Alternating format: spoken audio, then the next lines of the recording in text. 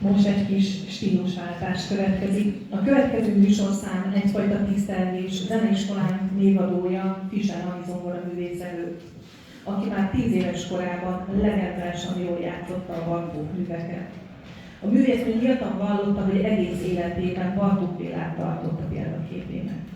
Emellett küldetésének tekintette, hogy koncertező művészként szerte a világban hirdesse a magyar kultúrát, és megismertesse a magyar népzenét is.